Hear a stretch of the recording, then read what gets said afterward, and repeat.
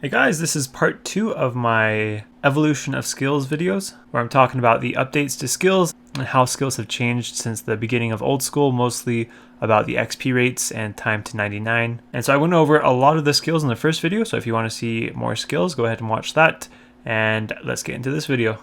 And next is another gathering skill, which is fishing. So this one saw a massive boost, just like woodcutting, mainly due to tick manipulation. At the beginning of Old School, it was calced at 232 hours for 99, and is currently calced at 138 hours for 99. At the beginning of Old School, the efficient method was to do barbarian fishing, and that currently still is the best method. So what changed in that time was the shift-click update and the discovery of 3-tick fishing. There's actually quite a few new fishing methods, but none of them are really even comparable to 3-tick barbarian fishing, so they haven't really changed the efficient fishing methods too much. We've received things like minnow fishing, karambwan fishing, dark crab fishing, anglerfish fishing, but those are all more of money makers and not exactly XP per hour things that you want to do. And next, another gathering skill, we have mining. Beginning of Old School, it was calced at 222 hours for 99. And it currently is 132 hours for 99. So once again, shift-click update helped out this skill quite a bit. Also with the wilderness rejuvenation updates, we saw the dragon pickaxe introduced, which was a decent upgrade to the rune pickaxe that you had to use at the beginning of Old School. But once again, the biggest change for mining was the discovery of tick manipulation mining or skilling methods. And just like with fishing, you could manipulate mining and do 3-tick. So once again, this was pretty massive. Just overnight, it almost doubled the XP per hour you could get in mining with no update by Jagex, just something that people discovered. With mining, we've seen quite a few updates for it as well, but none of them really come into the efficiency play because most of them are bad XP but more money makers. So we've seen like the Blast Mine, we've seen Motherlode Mine, we've seen the Mining Guild with Amethyst, but none of those really affect the time for 99. Next up we have cooking. So at the beginning of Old School, the efficient method to train cooking was pretty much just at a fire, using at the Rogue's Den, using fish on the fire there and cooking them. You could do the method where you use a fish on the fire, you click to cook them, and then after 2 you reuse the fish on the fire. I'm not sure exactly what that's called, but that was the efficient way to get to 99. So in the beginning of Old School, it was calced at 46 hours for 99 cooking, and currently it is calced at 17 hours for 99. So as pretty much anyone who's done cooking recently knows, that's cooking shark at the Rogue's Den is not the efficient way to do cooking anymore. So at the beginning of Old School, 1-tick karambwans was possible if you had like AHK, but not really too many people knew about it. And you had to be using AHK pretty heavily to do it consistently and well. And not only that, but there wasn't a whole lot of karambwan in the game at the very beginning of Old School, so it was kind of hard to get a large supply of karambwan. So since then, the 2 major updates that have changed cooking EHP are Zora, which dropped grapes, which made making wines a viable method. Before that, it was way too expensive to even think about making wines for your cooking.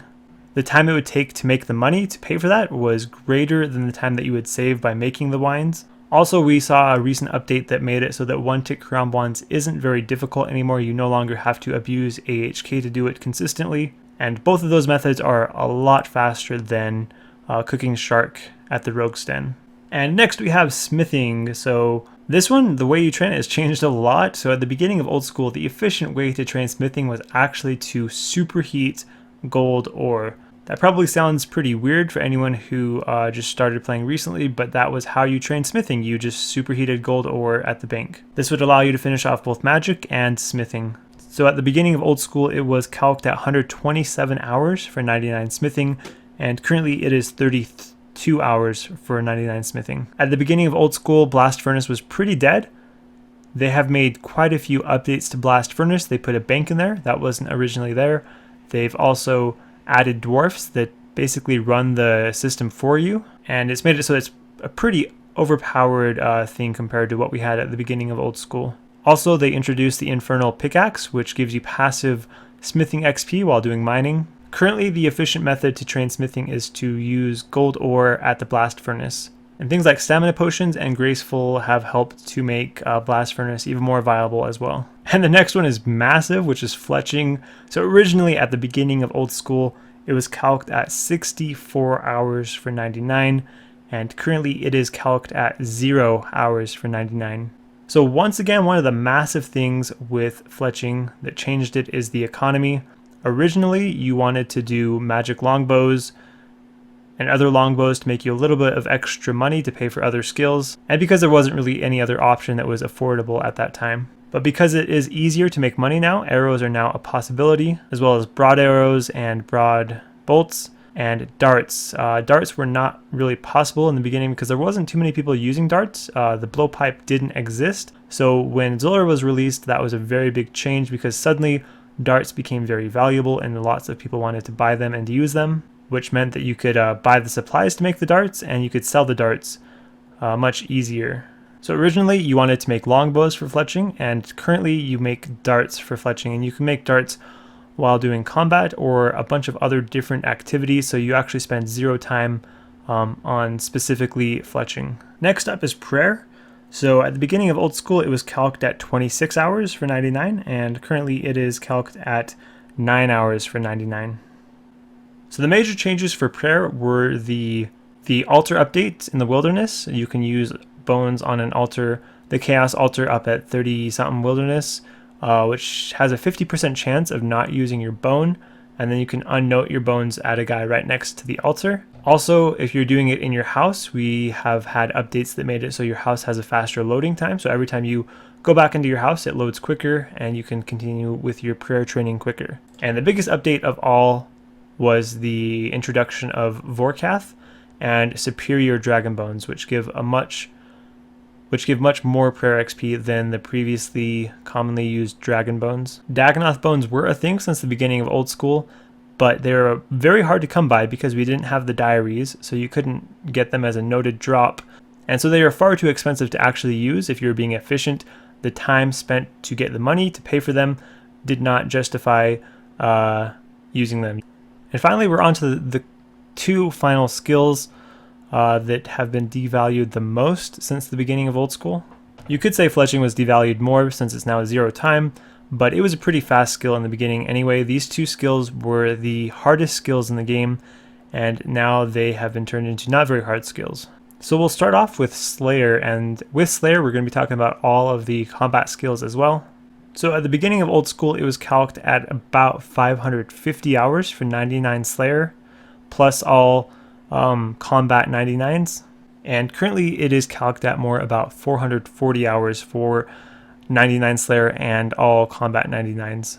And actually Slayer hasn't been devalued too much at the lower levels, but the biggest impact is if you were going for 200 mil Slayer, it has become a lot easier. The biggest reason is because of the Catacomb update, which made it possible to barrage a lot of tasks, and also the Smoke Devil update, which allow you to barrage that task. Smoke Devils didn't exist at the beginning of Old School. Most of the barrage tasks are higher level tasks, that's why the lower levels haven't actually been affected too much. Some of the other really big updates that have made Slayer a lot easier is Slayer Points. Neve and Slayer Points and the whole system didn't exist at the beginning of Old School. What you'd do is you'd go to Duradel, get your task. If it was a bad task, if you wanted to skip it, you had to go to the guy in Birthwarp and get an easy task off him, complete that task, and then go back to Duradel. You couldn't skip tasks, you couldn't block tasks.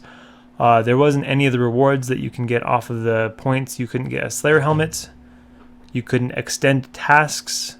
All of that stuff came with the Slayer Point system, which was introduced on December 12th, 2013. With that came Neve's dungeon as well. Before, we didn't have a lot of the dungeons that we have now that have a lot more spawns and easier to access. Another big update was the superior Slayer monsters. Before, we didn't have those as well. Those came from Slayer Points. I should say came as a Slayer Point unlock later on. We also got the update of Expeditious Bracelets and Slaughter Bracelets, which once again made it so that you could extend certain tasks that you liked or shorten tasks that you didn't like. Along with that stuff, indirectly, Slayer has been improved, right, sped up quite a bit by just the DPS increase that we've seen since the beginning of Old School. Rune Defender used to be the best shield slot item.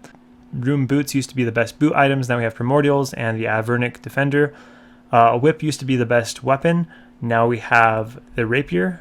And for barraging, we have seen a pretty big increase in the damage you can do while barraging. You can imbue your Black Mask. Before it was melee only. There was an update that made it so you could have Black Mask affect both range and mage. We've seen Ancestral, Occult Necklace, all of that stuff that increases your magic DPS. So Slayer looks a whole lot different than it used to at the beginning of Old School. Another thing is at the beginning of Old School, you'd actually you'd mostly get your melee stats up and then range up with the cannon.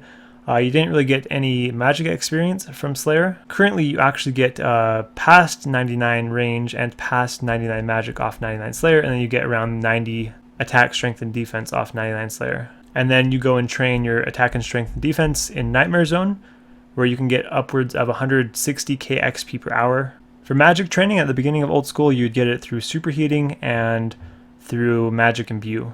Now it is all done through Slayer, at least once you get high enough to be able to use ancient magics. And finally, we have rune crafting.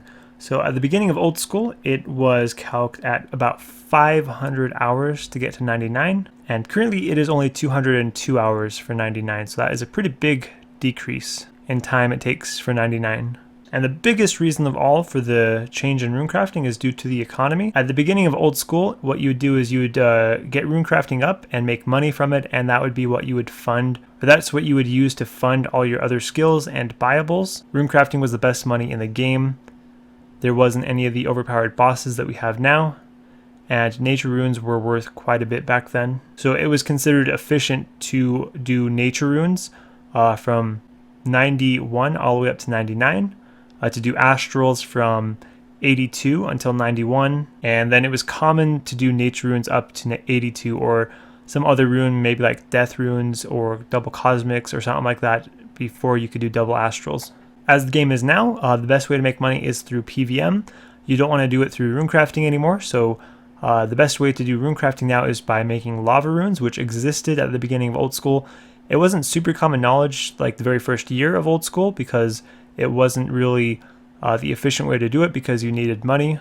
And lava runes are up to about 75k XP per hour, whereas nature runes were more around 25k XP per hour, so that is a 3 times XP increase. There has been a few little updates, such as the dialogue with the Zami Mage was made shorter, and just a few other little things like that has also helped to increase the XP per hour in runecrafting. The withdrawal all left click option in the bank recently has helped runecrafting. And then another thing is ZMI. It's not efficient to do ZMI if you're doing it by yourself, but some people have actually had runners doing ZMI for them, which actually increases the XP even higher than lava runes, and it's crazy how much higher it is than the 25k per hour that runecrafting was originally. I've never had runners do ZMI for me, so I'm not exactly sure how much XP per hour you can get from it. It's not really considered the efficient method right now, but I could see it being changed to that in the future.